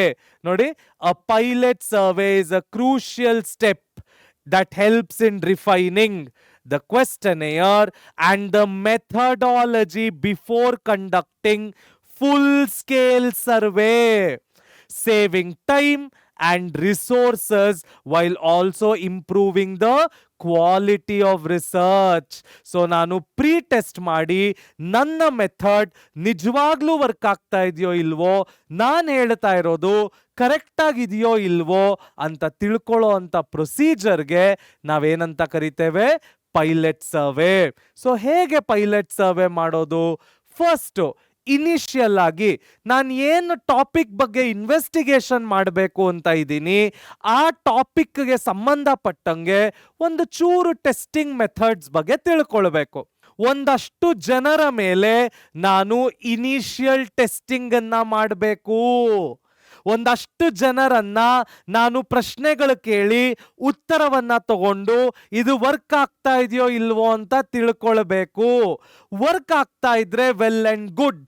Work ಆಗ್ತಾ ಇಲ್ಲ ಅಂದ್ರೆ ಏನು ಇಶ್ಯೂಸ್ ಇದೆ, ಏನು ಪ್ರಾಬ್ಲಮ್ ಆಗ್ತಾ ಇದೆ, ಎಲ್ಲಿ ಎಡವ್ತಾ ಇದ್ದೀನಿ ಅಂತ ಐಡೆಂಟಿಫೈ ಮಾಡಬೇಕು. ಸೊ ಟೆಸ್ಟಿಂಗ್ ಮಾಡಿ ಇಶ್ಯೂಸ್ ಅನ್ನ ಐಡೆಂಟಿಫೈ ಮಾಡಿದ್ಮೇಲೆ ಅದರ ಸೂಟಬಿಲಿಟಿಯನ್ನ ಅಸೆಸ್ ಮಾಡಬೇಕು, ಎವ್ಯಾಲ್ಯೂಯೇಟ್ ಮಾಡಬೇಕು. ಅದು ನಿಜವಾಗ್ಲೂ ವರ್ಕ್ ಆಗ್ತಾ ಇದೆಯೋ ಇಲ್ವೋ ಅನ್ನೋದನ್ನ ನಾವು ತಿಳ್ಕೊಳ್ಬೇಕಾಗತ್ತೆ. So evaluating the clarity of instructions and the question appropriateness. ಆಮೇಲೆ ನಮಗಿರ್ತಕ್ಕಂತಹ ರಿಸೋರ್ಸಸ್, ಈ ಟೆಸ್ಟ್ ಅನ್ನ ಮಾಡಲಿಕ್ಕೆ ರಿಸೋರ್ಸಸ್ ಸಾಕಾ, ಇನ್ನೂ ರಿಸೋರ್ಸಸ್ ಬೇಕಾ, ಇನ್ನೇನಾದ್ರೂ ಎಕ್ಸ್ಟ್ರಾ ಅಡಿಷನ್ ನಾವು ಮಾಡಬೇಕಾ, ಇವೆಲ್ಲವನ್ನು ನಾವೇನ್ ಮಾಡಬೇಕಾಗತ್ತೆ, ಎಸ್ಟಿಮೇಟ್ ಮಾಡಬೇಕಾಗತ್ತೆ. ಸೊ ಪೈಲಟ್ ಸರ್ವೆ ಅಂದ್ರೆ ಏನರ್ಥ? It is the pre testing of the questionnaire. ಅದು ನಿಜವಾಗ್ಲೂ ವರ್ಕ್ ಆಗ್ತಾ ಇದೆಯೋ ಇಲ್ವೋ ಅಂತ ಟೆಸ್ಟ್ ಮಾಡಿದಾಗ ಇನ್ನು ಮುಂದೆ ಏನೋ ತಪ್ಪಾಗೋದು ಮುಂಚೆನೆ ಸರಿ ಹೋಗುತ್ತೆ, ಟೈಮ್ ಸೇವ್ ಆಗುತ್ತೆ, ಕಾಸ್ಟ್ ಸೇವ್ ಆಗುತ್ತೆ, ನಾವು ಮಾಡೋ ಅಂತ ಕೆಲಸ ಕ್ವಾಲಿಟಿ ಆಗುತ್ತೆ. ಹೇಗೆ ಪೈಲಟ್ ಟೆಸ್ಟಿಂಗ್ ಅನ್ನ ಮಾಡೋದು? ಫಸ್ಟ್ ಇನಿಷಿಯಲ್ ಟೆಸ್ಟಿಂಗ್ ಮಾಡಬೇಕು, ಇಶ್ಯೂಸ್ ಇದ್ರೆ ಐಡೆಂಟಿಫೈ ಮಾಡಬೇಕು, ಸ್ಯೂಟಬಿಲಿಟಿನ ಅಸೆಸ್ ಮಾಡಬೇಕು, ಫೈನಲ್ ಆಗಿ ನಮ್ಗಿರುವಂತ ರಿಸೋರ್ಸಸ್ ಎಷ್ಟಿದೆ ಅಂತ ನೋಡಿ ಎಸ್ಟಿಮೇಟ್ ಮಾಡಿ ಅದರ ಪ್ರಕಾರ ನಾವು ಸರ್ವೆಯನ್ನ ಕ್ಯಾರಿ ಫಾರ್ವರ್ಡ್ ಮಾಡಬೇಕು. Wasn't it interesting? ಹಾಗಾದ್ರೆ ನೆಕ್ಸ್ಟ್ ಟಾಪಿಕ್ ಏನು? ಬನ್ನಿ ಮಕ್ಕಳ ನೋಡೋಣ. Next topic census versus sample survey. ಏನು ಸೆನ್ಸಸ್ ವರ್ಸಸ್ ಸ್ಯಾಂಪಲ್ ಸರ್ವೆ ಅಂದ್ರೆ ನೋಡೋಣ. ನೋಡಿ, ನಮ್ಮ ದೇಶದಲ್ಲಿ, ಭಾರತ ದೇಶದಲ್ಲಿ ಪ್ರತಿ 10 ವರ್ಷಕ್ಕೊಮ್ಮೆ ಒಂದೊಂದು ಸೆನ್ಸಸ್ ನಡೆಯುತ್ತೆ. ಏನು ಸೆನ್ಸಸ್ ಅಂದ್ರೆ ಅರ್ಥ? ನಮ್ಮ ಸರ್ಕಾರ ಎಲ್ಲ ಎವ್ಯಾಲ್ಯೂಯೇಟರ್ಸ್ ಅನ್ನ ಹಾಕ್ಬಿಟ್ಟು ನಮ್ಮ ಇಡೀ ದೇಶದಲ್ಲಿ ಇರ್ತಕ್ಕಂತಹ ಭಾರತೀಯರ ಅಷ್ಟೂ ಇನ್ಫಾರ್ಮೇಶನ್ ಅನ್ನ ಕಲೆಕ್ಟ್ ಮಾಡ್ತಾರೆ. ಇದಕ್ಕೆ ನಾವು ಎಕನಾಮಿಕ್ಸ್ ಅಲ್ಲಿ ಏನಂತ ಕರಿತೀವಿ? ಸೆನ್ಸಸ್ ಅಂತ ಕರಿತೀವಿ. ರೀಸೆಂಟ್ ಆಗಿ ಬಂದಂತ ಒಂದು ರಿಪೋರ್ಟ್ ಹೇಳ್ತಾ ಇದೆ 2027 ಇಸ್ವಿಯಲ್ಲಿ ನೆಕ್ಸ್ಟ್ ಸೆನ್ಸಸ್ ಆಗುವಂತ ಎಲ್ಲ ಸಾಧ್ಯತೆಗಳು ಇದೆ ಅಂತ. ಆ ಸೆನ್ಸಸ್ ಮಾಡಲಿಕ್ಕೆ 30 ಲಕ್ಷ ಜನ ಎನ್ಯೂಮರೇಟರ್ಸ್ ಬೇಕು ಅಂತ ಕೂಡ ರಿಪೋರ್ಟ್ ಹೇಳುತ್ತೆ. ಕಳೆದ ಬಾರಿ ನಮ್ಮ ದೇಶದಲ್ಲಿ 2011 ಸೆನ್ಸಸ್ ನಡೆದಿತ್ತು ಮಕ್ಕಳ. ಸೊ ಸೆನ್ಸಸ್ ಅಂದ್ರೆ ಏನರ್ಥ? ನಮ್ಮ ಭಾರತ ಸರ್ಕಾರ ನಮ್ಮ ದೇಶದಲ್ಲಿ ಇರ್ತಕ್ಕಂತಹ ಅಷ್ಟು ಜನರ ಇನ್ಫಾರ್ಮೇಶನ್ ಅನ್ನ ಕಲೆಕ್ಟ್ ಮಾಡುವಂತ ಒಂದು ಎಕ್ಸಸೈಸ್ಗೆ ನಾವೇನಂತ ಕರಿತೇವೆ? ಸೆನ್ಸಸ್ ಅಂತ ಕರಿತೇವೆ. ಒಂದು ಇಂಪಾರ್ಟೆಂಟ್ ಏನಂದ್ರೆ it is a very costly procedure. Imagine ಮಾಡ್ಕೊಳ್ಳಿ, 150 ಕೋಟಿ ಜನ ಇದ್ದೀವಿ. 150 ಕೋಟಿ ಜನರ ಇನ್ಫಾರ್ಮೇಶನ್ ಅನ್ನ ಕಲೆಕ್ಟ್ ಮಾಡಬೇಕು, ಟ್ಯಾಬ್ಯುಲೇಟ್ ಮಾಡಬೇಕು, ಅನಾಲಿಸಿಸ್ ಮಾಡಬೇಕು, ಇಂಟರ್ಪ್ರಿಟೇಷನ್ ಮಾಡಬೇಕು. ಇವೆಲ್ಲವಕ್ಕೂ ಜನ ಬೇಕು, ಸಾಫ್ಟ್ವೇರ್ ಬೇಕು, ರಿಸೋರ್ಸಸ್ ಬೇಕು. ಜಸ್ಟ್ ಇಮ್ಯಾಜಿನ್ ಸೆನ್ಸಸ್ ಅನ್ನೋದು ಎಷ್ಟು ದೊಡ್ಡ ಕಾಸ್ಟ್ಲಿ ಎಕ್ಸಸೈಸ್ ಅಂತ. ನಾನಿವಾಗಲೇ ಹೇಳಿದ ಹಾಗೆ 2011 ಸೆನ್ಸಸ್ ಆಗಿತ್ತು. ಆವಾಗ India's population was 121.09 crores, up from 102.87 crores in 2001. So 2001 census ನಡೆದಾಗ ಭಾರತದ ಪಾಪ್ಯುಲೇಷನ್ ಹೆಚ್ಚು ಕಮ್ಮಿ 103 ಕೋಟಿ ಇತ್ತು. ಅದೇ 2011 18 ಕೋಟಿ ಜನ ಆಡ್ ಆಗಿ ಭಾರತದ ಜನಸಂಖ್ಯೆ 121 ಕೋಟಿ ಆಗಿತ್ತು ಮಕ್ಕಳ. Census is very valuable. ಈ ತರ ಇನ್ಫಾರ್ಮೇಶನ್ ಅನ್ನ ಆಚೆ ತೆಗಿಬೇಕು ಅಂದ್ರೆ. Next, census provides comprehensive demographic data on birth and death rate, literacy, employment, life expectancy and population composition. ನಮ್ಮ ದೇಶದ ಜನಸಂಖ್ಯೆ ಎಲ್ಲಿದೆ, ರೂರಲ್ ಅಲ್ಲಿ ಎಷ್ಟಿದ್ದಾರೆ, ಅರ್ಬನ್ ಅಲ್ಲಿ ಎಷ್ಟಿದ್ದಾರೆ, ಫಾರ್ಮಲ್ ಸೆಕ್ಟರ್ ಅಲ್ಲಿ ಎಷ್ಟು ಜನ ಕೆಲಸ ಮಾಡ್ತಾ ಇದ್ದಾರೆ, ಇನ್ಫಾರ್ಮಲ್ ಸೆಕ್ಟರ್ ಅಲ್ಲಿ ಎಷ್ಟು ಜನ ಕೆಲಸ ಮಾಡ್ತಾ ಇದ್ದಾರೆ, ಸಾಕ್ಷರತೆ ಅಂದ್ರೆ ಲಿಟ್ರಸಿ ಎಷ್ಟು ಜನಕ್ಕಿದೆ, ಅನಕ್ಷರಸ್ಥರು ಎಷ್ಟು ಜನ ಇದ್ದಾರೆ, ನಮ್ಮ ದೇಶದ ಒಟ್ಟಾರೆ ಫೀಚರ್ಸ್ ಏನು, ಇವೆಲ್ಲವನ್ನು ನಾವು ಸೆನ್ಸಸ್ ನಲ್ಲಿ ತಿಳಿದುಕೊಳ್ಳಬಹುದು. ಹಾಗಾದ್ರೆ ಸ್ಯಾಂಪಲ್ ಸರ್ವೆ ಅಂದ್ರೆ ಅರ್ಥ ಏನು ನೋಡಿ. ಒಂದು ದೊಡ್ಡ ಎಕ್ಸಸೈಸ್ ಅನ್ನ ಮಾಡಿ ಎಲ್ಲದರ ಬಗ್ಗೆ ಎಲ್ಲವನ್ನೂ ತಿಳ್ಕೊಳ್ಳೋದಕ್ಕೆ ಸೆನ್ಸಸ್ ಅಂತ ಕರೆದ್ರೆ, ಒಂದು ಸಣ್ಣ ಸರ್ವೆ ಮಾಡಿ ನಮಗೆ ಬೇಕಾಗಿರ್ತಕ್ಕಂತಹ ಇನ್ಫಾರ್ಮೇಶನ್ ನಾವು ಮಾಡ್ತಾ ಇರ್ತಕ್ಕಂತಹ ರಿಸರ್ಚ್ ಪ್ರಕಾರ ತಗೊಂಡ್ರೆ ಅದಕ್ಕೆ ನಾವೇನಂತ ಕರಿತೀವಿ? ಸ್ಯಾಂಪಲ್ ಸರ್ವೆ ಅಂತ ಕರಿತೀವಿ. ಸೊ ಏನು sample survey? A survey that collects information from a representative section of population. ನಾನು ಮಾಡ್ತಾ ಇರ್ತಕ್ಕಂತಹ ರಿಸರ್ಚ್ಗೆ ಕರೆಕ್ಟ್ ಆಗಿ ಇರ್ತಕ್ಕಂತಹ ಪಾಪ್ಯುಲೇಷನ್ ಹತ್ರ ಮಾತ್ರ ನಾನು ಇನ್ಫಾರ್ಮೇಶನ್ ಅನ್ನ ಕಲೆಕ್ಟ್ ಮಾಡಿದ್ರೆ ಅದಕ್ಕೆ ನಾವೇನಂತ ಕರಿತೇವೆ? Sample survey. ಫಾರ್ ಎಕ್ಸಾಂಪಲ್, ನಾನು ಮಕ್ಕಳ ಚಾಕ್ಲೇಟ್ ಬಗ್ಗೆ ಒಂದು ಪ್ರೊಡಕ್ಷನ್ ರಿಸರ್ಚ್ ಅನ್ನ ಮಾಡಬೇಕು. ನನಗೆ ಎಲ್ಲರ ಟೇಸ್ಟ್ ಪ್ರಿಫರೆನ್ಸ್ ಹೇಗಿದೆ ಅಂತ ಗೊತ್ತಾಗೋ ಅವಶ್ಯಕತೆ ಇಲ್ಲ. ನಾನು ಪ್ರೊಡ್ಯೂಸ್ ಮಾಡ್ತಾ ಇರೋದು ಮಕ್ಕಳ ಚಾಕ್ಲೇಟ್. ಸೊ ಆ ಮಕ್ಕಳು ಚಾಕ್ಲೇಟ್ ಅನ್ನ ತಿಂದು ಅವರು ನನಗೆ ಇನ್ಫಾರ್ಮೇಶನ್ ಅನ್ನ ಕೊಟ್ರೆ it is more than enough. In fact sample ಸರ್ವೆಗಳನ್ನ ಮಾಡಲಿಕ್ಕೆ ಅಂತಾನೆ ಒಂದು ಪಾಪ್ಯುಲರ್ ಕಾರ್ಪೊರೇಟ್ ಕಂಪನಿ ಇದೆ, ಥಾಮ್ಸನ್ ರ್ಯೂಟರ್ಸ್. ಸೊ ಸಾಮಾನ್ಯವಾಗಿ ಮಾರ್ಕೆಟ್ ಬಗ್ಗೆ ರಿಸರ್ಚ್ ಮಾಡಬೇಕು ಅಂದ್ರೆ ನಮ್ಮ ಮಾರ್ಕೆಟ್ ಅಲ್ಲಿ ಏನು ಓಡ್ತಾ ಇದೆ, ಹೇಗೆ ಪ್ರೊಡಕ್ಷನ್ ಮಾಡಬೇಕು, ಲಾಭ ಗಳಿಸ್ಲಿಕ್ಕೆ ದಾರಿ ಏನು, ಇದ್ರ ಬಗ್ಗೆ ಎಲ್ಲ ಇನ್ಫಾರ್ಮೇಶನ್ ಅನ್ನ ತೆಗೆದುಕೊಳ್ಬೇಕು ಅಂದ್ರೆ always sample survey is the best. ಯಾಕೆ ಅಂದ್ರೆ ರೀಸನಬ್ಲಿ ಅಕ್ಯುರೇಟ್ ಆಗಿರುತ್ತೆ ಮತ್ತು it will be at a very low cost, less time compared to censuses. So ಅದರ ಕಾಸ್ಟ್ ಲೋ ಆಗಿರುತ್ತೆ, ಸಮಯ ಕಡಿಮೆ ಆಗಿರುತ್ತೆ, ನನಗೆ ಆಕ್ಯುರೇಟ್ ಆಗಿ ಇನ್ಫಾರ್ಮೇಶನ್ ಸಿಗತ್ತೆ. Sample survey allows for detailed information. Collection through intensive inquiries requires a smaller team of enumerators, making training and supervision more effective. ನಾನು ಇದನ್ನ ಸೆನ್ಸಸ್ ಮಾಡಬೇಕಾದ್ರೆ ಹೇಳಿದೆ, 30 ಲಕ್ಷ ಜನ ಸೆನ್ಸಸ್ ಮಾಡುವಂತ ವ್ಯಕ್ತಿಗಳು 2027ರಲ್ಲಿ ಬೇಕಾಗ್ತಾರೆ ಅಂತ ಒಂದು ರಿಪೋರ್ಟ್ ಹೇಳ್ತಾ ಇದೆ ಅಂತ. ಅವರನ್ನ ನಾವು ಎನ್ಯೂಮರೇಟರ್ಸ್ ಅಂತ ಕರಿತೇವೆ. ಸೊ 30 ಲಕ್ಷ ಜನ ಎನ್ಯೂಮರೇಟರ್ಸ್ ಬೇಕು ಅಂದ್ರೆ ಯಾವ ಲೆವೆಲ್ಗೆ ಸರ್ಕಾರ ಅದನ್ನ ಪ್ರಿಪೇರ್ ಮಾಡ್ಕೊಳ್ಬೇಕು ಲೆಕ್ಕ ಹಾಕೊಳ್ಳಿ. ಅದೇ ಸ್ಯಾಂಪಲ್ ಸರ್ವೆಯಲ್ಲಿ ಆ ತರಹದ ಯಾವುದೇ ಅವಶ್ಯಕತೆ ಇಲ್ಲ. ಸಣ್ಣ ಸಣ್ಣ ಗ್ರೂಪ್ ಮಾಡಿ ನಾವು ಯಾವುದರ ಬಗ್ಗೆ ರಿಸರ್ಚ್ ಮಾಡಬೇಕೋ ಅದರ ಇನ್ಫಾರ್ಮೇಶನ್ ಅನ್ನ ತಗೊಂಡ್ರೆ it is more than enough. So ಅವ್ರನ್ನ ಟ್ರೈನ್ ಮಾಡೋದಾಗಿರ್ಬೋದು, ಅವರ ಸಂಬಳಗಳಾಗಿರ್ಬೋದು, ಟೈಮ್ ಆಗಿರ್ಬೋದು, ಕಾಸ್ಟ್ ಆಗಿರ್ಬೋದು, ಎಲ್ಲವೂ ಸೇವ್ ಆಗುತ್ತೆ. The best part is results ಯಾವಾಗ್ಲೂ ಏನಾಗಿರುತ್ತೆ, ಆಲ್ಮೋಸ್ಟ್ ಪರ್ಫೆಕ್ಟ್ ಆಕ್ಯುರೇಟ್ ಆಗಿರುತ್ತೆ ಮಕ್ಕಳ. ಇಂಟ್ರೆಸ್ಟಿಂಗ್ ಅಲ್ಲ? ಹಾಗಾದ್ರೆ ನೆಕ್ಸ್ಟ್ ಟಾಪಿಕ್ ಏನು ನೋಡೋಣ ಬನ್ನಿ. Sampling methods. ಹೇಗೆ ಕಂಡುಹಿಡಿಯೋದು? ಈಗ ನಾನು ಯಾವುದೋ ಒಂದು ರಿಸರ್ಚ್ ಮಾಡಲಿಕ್ಕೆ ಒಂದಷ್ಟು ಸ್ಯಾಂಪಲ್ಗಳನ್ನ ತಗೊಳ್ತಾ ಇದ್ದೀನಿ. ಫಾರ್ ಎಕ್ಸಾಂಪಲ್ ಸ್ಯಾಂಪಲ್ ಸರ್ವೆ ಅಂತಾನೆ ಇಟ್ಕೊಳ್ಳಿ.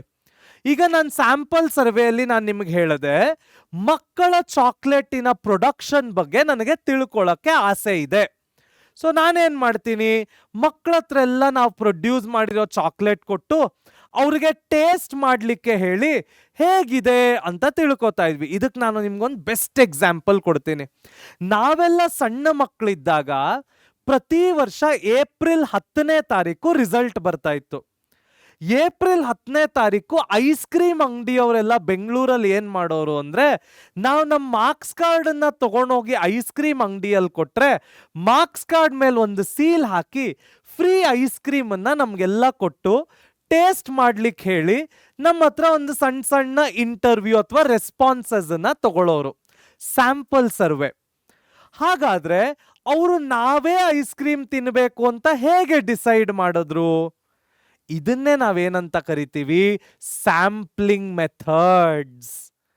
ಹಲವಾರು ರೀತಿಯಲ್ಲಿ ಇವ್ರ ಹತ್ರನೇ ನಾನು ಇನ್ಫಾರ್ಮೇಶನ್ ಕಲೆಕ್ಟ್ ಮಾಡಬೇಕು, ಇದೇ ಇನ್ಫಾರ್ಮೇಶನ್ನೇ ನನಗೆ ಬೇಕು, ಇವ್ರ ಹತ್ರನೇ ಬೇಕು, ಹೀಗೆ ಬೇಕು ಅಂತ ಡಿಸೈಡ್ ಮಾಡಲಿಕ್ಕೆ ಮೆಥಡ್ಗಳಿವೆ. ಅದನ್ನ ನಾವೇನಂತ ಕರಿತೀವಿ, ಸ್ಯಾಂಪ್ಲಿಂಗ್ ಮೆಥಡ್ಸ್ ಅಂತ ಕರಿತೀವಿ. ಸೊ ಮೊದಲನೆಯದು ರ್ಯಾಂಡಮ್ ಸ್ಯಾಂಪ್ಲಿಂಗ್. ಏನು ರ್ಯಾಂಡಮ್ ಸ್ಯಾಂಪ್ಲಿಂಗ್ ಅಂದ್ರೆ ಅರ್ಥ, every individual in the population has an equal chance of being selected, eliminating the bias in selection. Simple example random sampling ಗೆ ಡೈಸ್. ಈಗ ರ್ಯಾಂಡಮ್ ಸ್ಯಾಂಪ್ಲಿಂಗ್ ಗೆ simple example dies ಅಂತ ಹೇಳಿದೆ. ನೀವು ಹಾವು ಏಣಿ ಆಟ ಆಡ್ತಾ ಇದ್ದೀರಾ. ಡೈಸ್ ಅನ್ನ ಉರುಳಿಸಿದಾಗ 6-1 ಬರುತ್ತೆ ಅಂತ ಯಾರಿಗೂ ಊಹೆ ಮಾಡ್ಲಿಕ್ಕೆ ಸಾಧ್ಯ ಇಲ್ಲ. ಅಥವಾ 5-2 ಬರುತ್ತೆ ಅಂತ ಯಾರಿಗೂ ಊಹೆ ಮಾಡ್ಲಿಕ್ಕೆ ಸಾಧ್ಯ ಇಲ್ಲ. 6-6 ಬರುತ್ತೆ ಅಂತ ಯಾರಿಗೂ ಗೆಸ್ ಮಾಡ್ಲಿಕ್ಕೆ ಸಾಧ್ಯನೇ ಇಲ್ಲ. ಆದ್ರಿಂದ ನೀವು ಆನ್ಸರ್ಗಳನ್ನ ಇನ್ಫ್ಲೂಯೆನ್ಸ್ ಮಾಡ್ಲಿಕ್ಕೆ ರ್ಯಾಂಡಮ್ ಸ್ಯಾಂಪ್ಲಿಂಗ್ ಅಲ್ಲಿ ಆಗೋದಿಲ್ಲ. Lottery random sampling, dice random sampling. Excel sheet ಅಲ್ಲಿ ನಿಮಗೆ ರ್ಯಾಂಡಮ್ ಅನ್ನೋ ಒಂದು ಆಪ್ಷನ್ನೇ ಬರುತ್ತೆ, ಅದು ಕೂಡ ಏನಾಗುತ್ತೆ, ರ್ಯಾಂಡಮ್ ಸ್ಯಾಂಪ್ಲಿಂಗ್ ಆಗುತ್ತೆ. ಸೊ ರ್ಯಾಂಡಮ್ ಸ್ಯಾಂಪ್ಲಿಂಗ್ ಅಂದ್ರೆ ಏನರ್ಥ, ನಾನು ಏನು ಆನ್ಸರ್ಗಳನ್ನ ಅಥವಾ ಏನು ಸರ್ವೆಗಳನ್ನ ಮಾಡ್ತಾ ಇದ್ದೀನಿ, ನಾನು ಆ ಸರ್ವೆ ಮಾಡೋರಿಗೆ ಯಾವುದೇ ಇನ್ಫ್ಲೂಯೆನ್ಸ್ ಮಾಡಲಿಕ್ಕೆ ಸಾಧ್ಯ ಇಲ್ಲ. ಇದೇ ರೀತಿ ನೀವು ಮಾಡಬೇಕು, ಇದೇ ರೀತಿ ನೀವು ನಡೆಸಬೇಕು ಅಂತ ಅವ್ರ ಮೇಲೆ ಪ್ರೆಷರ್ ಹಾಕ್ಲಿಕ್ಕೆ ಸಾಧ್ಯ ಇಲ್ಲ. ಯಾಕೆ ಅಂದ್ರೆ ನಾನು ಯಾವ ಸ್ಯಾಂಪಲ್ಗೆ ಸರ್ವೆ ಮಾಡ್ತಾ ಇದ್ದೀನಿ ಅಂತ ನನಗೆ ಗೊತ್ತಿರೋದಿಲ್ಲ. ಸೊ ಅದನ್ನ ನಾವೇನಂತ ಕರಿತೀವಿ, ರ್ಯಾಂಡಮ್ ಸ್ಯಾಂಪ್ಲಿಂಗ್ ಅಂತ ಕರಿತೀವಿ. Next non random sampling. ಏನು ನಾನ್ ರ್ಯಾಂಡಮ್ ಸ್ಯಾಂಪ್ಲಿಂಗ್ ಅಂದ್ರೆ right opposite to random sampling. ಏನು? Selection based on convenience, judgement, purpose or quota where all units do not have equal chance. ಈಗ ನಾನು ಒಂದು ಕಾಸ್ಮೆಟಿಕ್ ಪ್ರಾಡಕ್ಟ್ ಬಗ್ಗೆ ಎಲ್ಲರ ಹತ್ರ ರಿಸರ್ಚ್ ಮಾಡಬೇಕು. ಕಾಸ್ಮೆಟಿಕ್ ಪ್ರಾಡಕ್ಟ್ನ ಉಪಯೋಗಿಸೋರು ಯಾರು? ಮಹಿಳೆಯರು. ಎಷ್ಟು ವಯಸ್ಸಿನ ಮಹಿಳೆಯರು? Anywhere between 18 years to 35 years. ಈ ಮಹಿಳೆಯರು ಕಾಸ್ಮೆಟಿಕ್ ಪ್ರಾಡಕ್ಟ್ಸ್ ಅನ್ನ ಜಾಸ್ತಿ ಉಪಯೋಗಿಸ್ತಾರೆ. ಸೊ ನನಗೆ ಬೇಕಾಗಿರುವಂತ ರಿಸರ್ಚ್ ಯಾವುದು? Cosmetic products. ನಾನು ಊರಿನ ಮಹಿಳೆಯರ ಬಗ್ಗೆ ಎಲ್ಲ ಯಾಕೆ ತಿಳ್ಕೊಳ್ಬೇಕು? ಅವರ ಪ್ರಿಫರೆನ್ಸಸ್ ಬಗ್ಗೆ ನನಗೆ ಏನು ಅವಶ್ಯಕತೆ ಇದೆ? ನನಗೆ ಬೇಕಾಗಿರುವಂತ ಏಜ್ ಗ್ರೂಪ್ ಯಾವುದು? 18 ಇಯರ್ಸ್ ಟು 35 ಇಯರ್ಸ್ ಅವರು ಕಾಸ್ಮೆಟಿಕ್ ಪ್ರಾಡಕ್ಟ್ಸ್ ಅನ್ನ ಯಾವ ರೀತಿ ಪ್ರಿಫರ್ ಮಾಡ್ತಾ ಇದ್ದಾರೆ, ಯಾವ ಕಂಪನಿ ಪ್ರಿಫರ್ ಮಾಡ್ತಾ ಇದ್ದಾರೆ, ಯಾವ ಪ್ರೈಸ್ ಅಲ್ಲಿ ಪ್ರಿಫರ್ ಮಾಡ್ತಾ ಇದ್ದಾರೆ, ನಾನು ಆ ಏಜ್ ಗ್ರೂಪಿನ ಮಹಿಳೆಯರ ಹತ್ರ ಮಾತ್ರ ಇನ್ಫಾರ್ಮೇಶನ್ ಅನ್ನ ಕಲೆಕ್ಟ್ ಮಾಡ್ಕೊಳ್ತೇನೆ. ಅದಕ್ಕೆ ನಾವೇನಂತ ಕರಿತೇವೆ? ನಾನ್ ರ್ಯಾಂಡಮ್ ಸ್ಯಾಂಪ್ಲಿಂಗ್ ಅಂತ ಕರಿತೇವೆ. ಇಂಟ್ರೆಸ್ಟಿಂಗ್ ಅಲ್ಲ? Next, lottery method.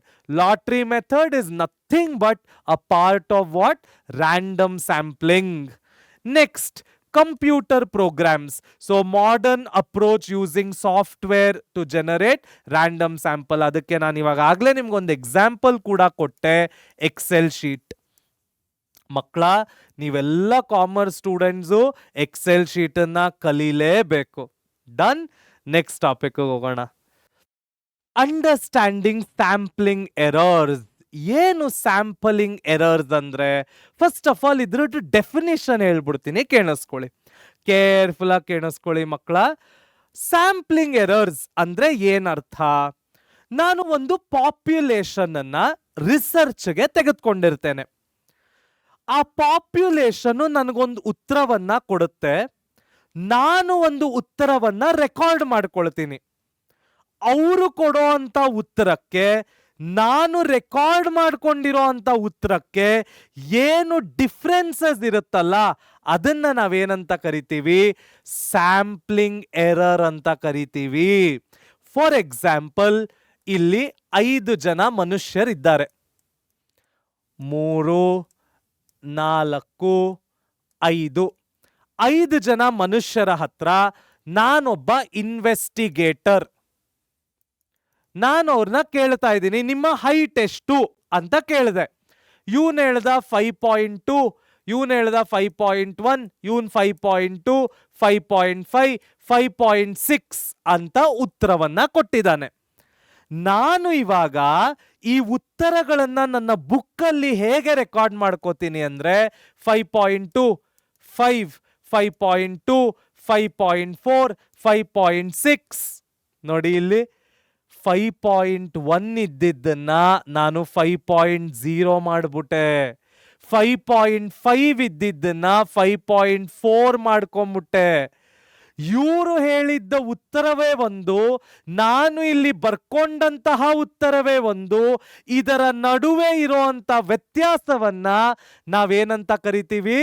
Sampling errors ಅಂತ ಕರಿತೀವಿ. ಸೊ ಇದಕ್ಕೆ ಇಂಗ್ಲಿಷ್ ಅಲ್ಲಿ ಏನ್ definition? The difference between actual information of the population and recorded information of the population is referred to as sampling error. Population ಅವರು ಕೊಟ್ಟಂತಹ ಇನ್ಫಾರ್ಮೇಶನ್ನಿಗೂ ನಾನು ರೆಕಾರ್ಡ್ ಮಾಡ್ಕೊಂಡಿರ್ತಕ್ಕಂತಹ ಇನ್ಫಾರ್ಮೇಶನ್ನಿಗೂ ನಡುವೆ ಇರ್ತಕ್ಕಂತಹ ವ್ಯತ್ಯಾಸವನ್ನ, ಎರರ್ ಅನ್ನ ನಾವೇನಂತ ಕರಿತೇವೆ? ಸ್ಯಾಂಪ್ಲಿಂಗ್ ಎರರ್ಸ್ ಅಂತ ಕರಿತೇವೆ. ಇಂಟ್ರೆಸ್ಟಿಂಗ್ ಅಲ್ಲ? So the difference between sample estimate and actual population parameter is called as what? Sampling error. ಏನು sampling bias ಅಂದ್ರೆ when some members of target population cannot be included. For example 18ರಿಂದ 35 ವರ್ಷದ ಮಹಿಳೆಯರ cosmetics ಪ್ರಿಫರೆನ್ಸಸ್ನ ನಾನು ತಿಳ್ಕೊಳ್ಬೇಕು ಅಂದ್ರೆ ಅಷ್ಟೂ ಜನರ ಹತ್ರ ಇಡೀ ದೇಶದಲ್ಲಿ ಹುಡ್ಕೊಂಡು ಹೋಗಕ್ ಸಾಧ್ಯ ಇಲ್ಲ. It is a sampling bias. ನಾನು ಟಾರ್ಗೆಟ್ ಏರಿಯಾ ಯಾವ್ದು ಇಟ್ಕೊಂಡಿದ್ದೀನಿ ಅಲ್ಲೂ ಅಷ್ಟೇ ನಾನು ಎಲ್ಲರನ್ನೂ ಕಾಂಟ್ಯಾಕ್ಟ್ ಮಾಡ್ಲಿಕ್ಕೆ ಆಗೋದಿಲ್ಲ. ಅದಕ್ಕೆ ನಾವೇನಂತೀವಿ, ಸ್ಯಾಂಪ್ಲಿಂಗ್ ಬಯಸ್. ನಮ್ಗೆ ಎಷ್ಟು ಇನ್ಫಾರ್ಮೇಶನ್ ಸಿಕ್ತೋ ಅಷ್ಟನ್ನ ಮಾತ್ರ ನಾವು ರೆಕಾರ್ಡ್ ಮಾಡ್ಲಿಕ್ಕೆ ಸಾಧ್ಯ. ಇನ್ಫಾರ್ಮೇಶನ್ ಕೊಡಲ್ಲ ಅಂತ ಹೇಳೋರ ಹತ್ರ ಫೋರ್ಸ್ ಮಾಡಿ ಇನ್ಫಾರ್ಮೇಶನ್ ತಗೊಳ್ಳಿಕ್ಕೆ ಆಗೋದಿಲ್ಲ. ಅದನ್ನ ನಾವೇನಂತ ಕರಿತೀವಿ, ಸ್ಯಾಂಪ್ಲಿಂಗ್ ಬಯಸ್ ಅಂತ ಕರಿತೀವಿ. Next, non response errors. ನಾನು ಇವಾಗ ಆಗ್ಲೇ ಹೇಳಿದಂಗೆ, when selected individuals can not be contacted or if they do not wish to respond, ಅದಕ್ಕೆ ನಾವೇನಂತೀವಿ, ನಾನ್ ರೆಸ್ಪಾನ್ಸ್ ಎರರ್ಸ್. ನಾನೊಂದಷ್ಟು ಜನರ ಹತ್ರ ಇನ್ಫಾರ್ಮೇಶನ್ ತಗೊಳ್ಬೇಕು ಅಂತ ಡಿಸೈಡ್ ಮಾಡಿರ್ತೀನಿ, ಆದ್ರೆ ಅವ್ರನ್ನ ಕಾಂಟ್ಯಾಕ್ಟ್ ಮಾಡಿದಾಗ ಅವ್ರ ಫೋನ್ ಎತ್ತೋದಿಲ್ಲ, ಇನ್ಫಾರ್ಮೇಶನ್ ಕೊಡೋದಿಲ್ಲ. ಫೋನ್ ಎತ್ತಿದ್ರು ಬೈದ್ಬಿಟ್ಟು ನಾನು ಇನ್ಫಾರ್ಮೇಶನ್ ಹೇಳೋದಿಲ್ಲ ಅಂತ ಫೋನ್ ಇಟ್ಬಿಡ್ತಾರೆ. ಈ ತರ ಪ್ರಾಬ್ಲಮ್ಸ್ ಆಗೋದಕ್ಕೆ ನಾವೇನಂತ ಕರಿತೀವಿ, ನಾನ್ ರೆಸ್ಪಾನ್ಸ್ ಎರರ್ಸ್ ಅಂತ ಕರಿತೀವಿ. Next, data acquisition error. ನಾನು ಮಾಡಿದ್ದು ಡೇಟಾ ಆಕ್ವಿಸಿಷನ್ ಎರರ್. ಏನದು? Recording incorrect responses due to measurement issues. ನಾನು ಇಲ್ಲಿ ತೋರಿಸಿದ್ದು ನಿಮಗೆ ಡೇಟಾ ಎಕ್ವಿಸಿಷನ್ ಎರರ್ಸ್. ಒಂದು ಡೇಟಾ ಅವ್ರು ಕೊಟ್ಟರು, ನಾನೊಂದು ಡೇಟಾವನ್ನ ಬರ್ಕೊಂಡೆ. Again it is what kind of an error? Data acquisition error. ಎಷ್ಟು ಇಂಟ್ರೆಸ್ಟಿಂಗ್ ಆಗಿದೆ ಅಲ್ಲ ಈ ಚಾಪ್ಟರು. ಎಲ್ಲರೂ 100ಕ್ಕೆ 100 ತೆಗಿಬೇಕು, 99 ಕೂಡ ಅಲ್ಲ ಮಕ್ಕಳ. First year economics is very important. ಯಾರ್ಯಾರು UPSC ರೆಡಿ ಆಗ್ತಾ ಇದ್ದೀರಾ, ಯಾರ್ಯಾರು ಗೌರ್ಮೆಂಟ್ ಕೆಲಸಗಳನ್ನ ತಗೊಳ್ಳೋ ಕನ್ಸಲ್ಲಿದ್ದೀರಾ, ನಿಮ್ಮೆಲ್ಲರಿಗೂ first PUC economics is very very very important. ನಾವೆಲ್ಲರೂ ಅಷ್ಟೇ ಎಲ್ಲವನ್ನು ಕಾನ್ಸೆಪ್ಟ್ ಮುಖಾಂತರ ಕಲಿಯೋಣ, ಕಾನ್ಸೆಪ್ಟ್ ಮೇಲೆ ಫೋಕಸ್ ಮಾಡೋಣ. ನಮ್ಮ ಕರ್ನಾಟಕದಿಂದ UPSC ಸಿವಿಲ್ ಸರ್ವಿಸಸ್ಗೆ ಹಲವಾರು IAS, IPS, IFS, IFOS ವ್ಯಕ್ತಿಗಳನ್ನು ನಮ್ಮ ದೇಶಕ್ಕೆ ಕೊಡೋಣ ಮಕ್ಕಳ. ಹಾಗಾದ್ರೆ ಮುಂದಿನ ಟಾಪಿಕ್ ಏನು ನೋಡೋಣ ಬನ್ನಿ. Major data collection agencies in India. ಇವಿಷ್ಟರಲ್ಲೂ ನಿಮಗೆ ಒಂದು ಪ್ರಶ್ನೆ 100% 1 ಮಾರ್ಕ್ಗೆ ಎಕ್ಸ್ಪ್ಯಾನ್ಷನ್ ಕೇಳ್ತಾನೆ, ಅಥವಾ ಯಾವುದಾದ್ರೂ ಒಂದು ಪ್ರಶ್ನೆಯನ್ನ 2 ಮಾರ್ಕ್ಸಿಗೆ ಕ್ವೆಶ್ಚನ್ ಅಂಡ್ ಆನ್ಸರ್ ರೂಪದಲ್ಲಿ ಫೈನಲ್ ಎಕ್ಸಾಮ್ ಅಲ್ಲಿ ಕೇಳ್ತಾನೆ. ಯಾವುದು major data collection agencies in India? ಮೊದಲನೆಯದು ಸೆನ್ಸಸ್ ಆಫ್ ಇಂಡಿಯಾ. ನಾವಿವಾಗ ಆಗ್ಲೇ ಮಾತಾಡಿದ ಹಾಗೆ ಭಾರತ ಸರ್ಕಾರ ಪ್ರತಿ 10 ವರ್ಷಕ್ಕೆ, every 10 years, government of India ನಮ್ಮ ಇಡೀ ದೇಶದ ಎಲ್ಲ ಸಿಟಿಸನ್ಸ್ ಬಗ್ಗೆ ಇನ್ಫಾರ್ಮೇಶನ್ ಅನ್ನ ಕಲೆಕ್ಟ್ ಮಾಡ್ತಾರೆ. ಅದಕ್ಕೆ ನಾವೇನಂತ ಕರಿತೀವಿ? ಸೆನ್ಸಸ್ ಆಫ್ ಇಂಡಿಯಾ ಅಂತ ಕರಿತೀವಿ. Next, national sample survey, NSS. ಇವರ ಕೆಲಸ ಏನು? ಇವರು ನೇಷನ್ ವೈಡ್ ಸರ್ವೇಸ್ ಅನ್ನ ಸೋಷಿಯಲ್ ಮತ್ತು ಎಕನಾಮಿಕ್ ಇಶ್ಯೂಸ್ ಬಗ್ಗೆ ಕಲೆಕ್ಟ್ ಮಾಡ್ತಾರೆ. ಸಾಮಾಜಿಕ ಮತ್ತು ಆರ್ಥಿಕವಾಗಿ ನಮ್ಮ ದೇಶದಲ್ಲಿ ಏನೇನ್ ಪ್ರಾಬ್ಲಮ್ಸ್ ಆಗ್ತಾ ಇದೆ ಅವೆಲ್ಲದರ ಬಗ್ಗೆ ನ್ಯಾಷನಲ್ ಸ್ಯಾಂಪಲ್ ಸರ್ವೆ ಅವರು ಇನ್ಫಾರ್ಮೇಶನ್ ಅನ್ನ ಕಲೆಕ್ಟ್ ಮಾಡ್ತಾರೆ. ಅದರ ಬಗ್ಗೆ literacy, education, employment, manufacturing, consumer expenditure, ಹೀಗೆ ಹಲವಾರು ಇಶ್ಯೂಗಳ ಬಗ್ಗೆ ಅವರು ನಮ್ಮ ದೇಶಕ್ಕೆ ಇನ್ಫಾರ್ಮೇಶನ್ ಅನ್ನ ಸ್ಪ್ರೆಡ್ ಮಾಡ್ತಾರೆ. ಸೊ ಅವ್ರಿಗೆ ನಾವೇನಂತ ಕರಿತೀವಿ? ನ್ಯಾಷನಲ್ ಸ್ಯಾಂಪಲ್ ಸರ್ವೆ ಅಂತ ಕರಿತೀವಿ. Which are the other agencies then? Central statistics office, CSO. Next, registrar general of India, RGI. Directorate general of commercial and intelligence statistics, DGCIS. ಅದಾದ ನಂತರ ಲೇಬರ್ ಬ್ಯೂರೋ, ಇವರು ಕೂಡ ನಮ್ಮ ದೇಶದಲ್ಲಿ ಸ್ಟ್ಯಾಟಿಸ್ಟಿಕಲ್ ಡೇಟಾವನ್ನ ಕಲೆಕ್ಟ್ ಮಾಡ್ತಾರೆ ಮಕ್ಕಳ. So these are the institutions which collects the information in our country. ಹಲವಾರು ಟಾಪಿಕ್ಗಳನ್ನ ಕಲ್ತ್ವಿ, ಹಲವಾರು ಹೊಸ ಟರ್ಮ್ಸ್ ಅನ್ನ ಈ ಪಾಠದಲ್ಲಿ ಕಲ್ತ್ವಿ. ಏನಾದ್ರೂ ಡೌಟ್ಸ್ ಇದ್ರೆ ಕಾಮೆಂಟ್ ಸೆಕ್ಷನ್ ಅಲ್ಲಿ ಹಾಕೋದನ್ನ ಮರಿಬೇಡಿ. ಎಲ್ಲರೂ ಒಟ್ಟಿಗೆ ಕಲಿಯೋಣ, ನಲಿಯೋಣ, ಬೆಳೆಯೋಣ, ನವ ಕರ್ನಾಟಕದ ನಿರ್ಮಾಣ ಮಾಡೋಣ. ಧನ್ಯವಾದಗಳು.